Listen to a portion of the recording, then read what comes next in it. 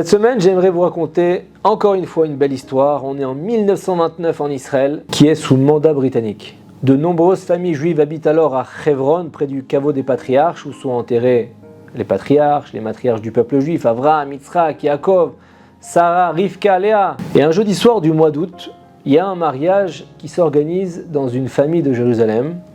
Rabbi Yosef est l'oncle du Khatan, du marié, et il vient spécialement de Hebron pour participer à la joie des mariés. La cérémonie se déroule, la simcha bat son plein dans une atmosphère de grande kedusha, de grande sainteté.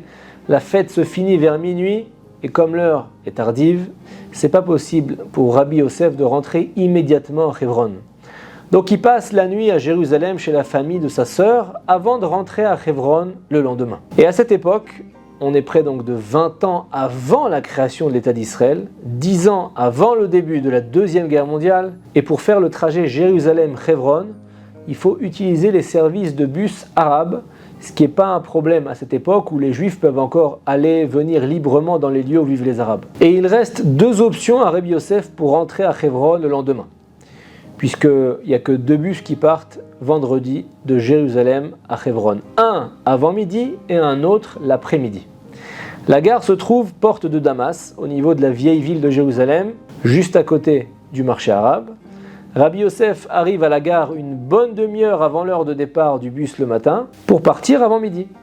Il attend, une heure est passée, le bus n'est toujours pas là. Un mécanicien arrive et il annonce aux passagers qui attendent « Désolé messieurs, mesdames, en raison d'une risque d'émeute, il n'y a pas de bus ce matin. Le deuxième bus de la journée va partir cet après-midi, je vous remercie de votre compréhension. » C'est pas la SNCF, mais presque. Rabbi Yosef est très ennuyé par cette information. Il ne comprend pas.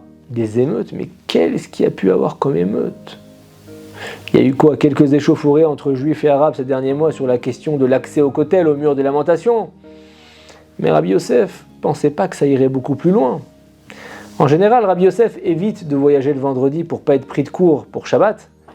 Mais surtout, il a la tradition de ne pas du tout sortir de la ville vendredi après-midi et il ne veut pas revenir sur cette habitude, même si on est en été et que la tombée de la nuit est assez tardive.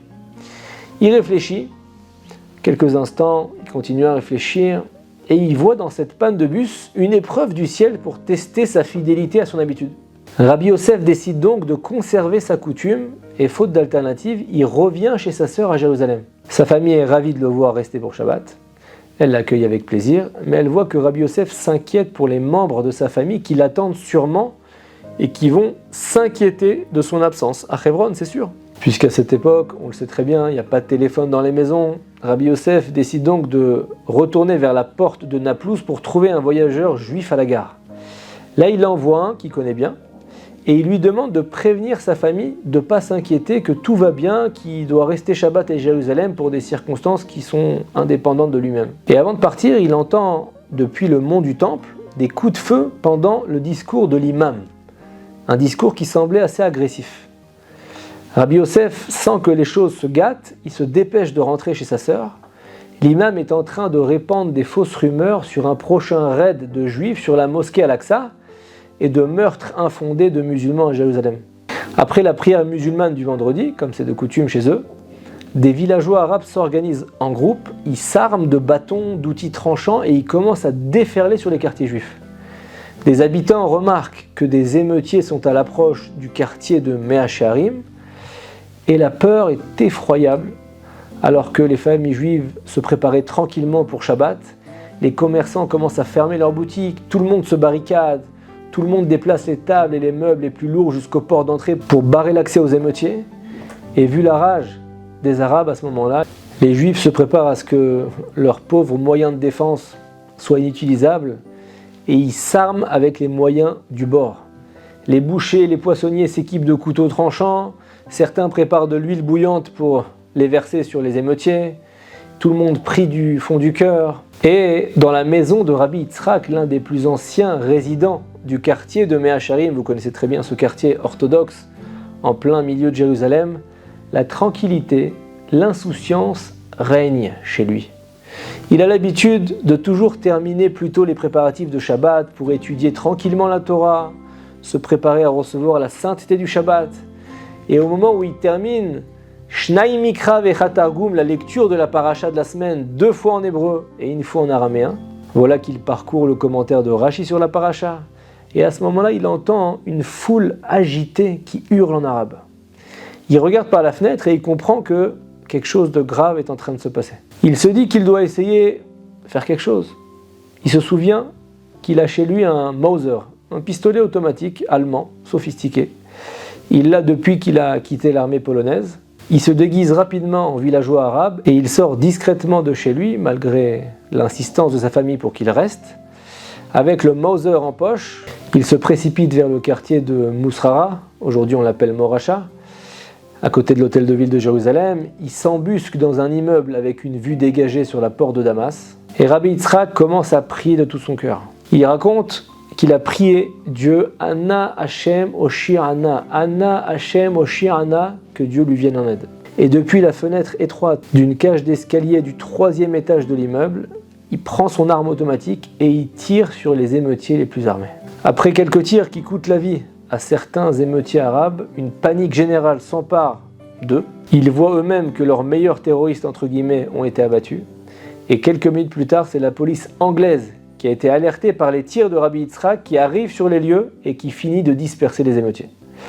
Rabbi Yitzhak rentre chez lui, il remercie Hachem de l'avoir sauvé de la mort, d'avoir pu neutraliser le mouvement de terreur qui s'était mis à déferler. En parallèle, Rabbi Yosef, dont on parlait avant, a très peur pour sa famille. Il espère que les mouvements ne se déclenchent pas à Hebron non plus, ça serait grave. Et il pense aux voyageurs juifs qui devaient prévenir la famille de Yosef. Peut-être qu'il n'a pas pu partir finalement. Finalement, sa famille, peut-être qu'elle est très inquiète. Et voilà que dimanche, après Baruch Hashem, un Shabbat calme, Rabbi Yosef boucle sa valise et se rend à la gare de bus. Et là-bas, il entend des rumeurs terribles sur un massacre perpétré par les Arabes de Hebron sur les habitants juifs de la ville. En rentrant chez lui, Baruch Hashem, il constate, très soulagé, que sa famille est sauvée. Mais il apprend avec consternation l'ampleur du pogrom. Les émeutiers arabes ont assassiné de sang-froid environ 70 juifs, une cinquantaine ont été blessés, de nombreuses maisons et synagogues ont été pillées. C'est le triste célèbre massacre de Hebron du 24 août 1929 qui a laissé un souvenir sanglant dans la mémoire de nombreuses familles juives et bien sûr de tout le peuple d'Israël entier. Rabbi Yosef est atterré, mais il ne prend pas encore conscience du miracle dont il a bénéficié. Sa femme lui dit « Yosef, heureusement que tu n'es pas rentré pour Shabbat. Les émeutiers te cherchaient partout. Ils voulaient te tuer toi en tant que chef de la communauté locale. Ils ont crié partout « Où est Youssouf ? Où est Youssouf ?» Ils t'ont cherché partout, ils nous ont menacés, mais ils ne t'ont pas trouvé. Heureusement que tu n'es pas rentré. Rabbi Yosef réalise la grandeur du miracle. D'un côté, il est endeuillé par ce Shabbat sanglant qu'a vécu la communauté juive en Israël. Il a perdu beaucoup d'amis, beaucoup de voisins.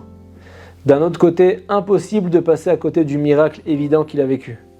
Grâce à sa rigueur dans le respect du Shabbat, grâce à sa rigueur dans sa khumra, dans son minag, sa coutume de ne pas quitter la ville peu avant Shabbat, il a été sauvé de la mort. Quand on garde le Shabbat nous garde.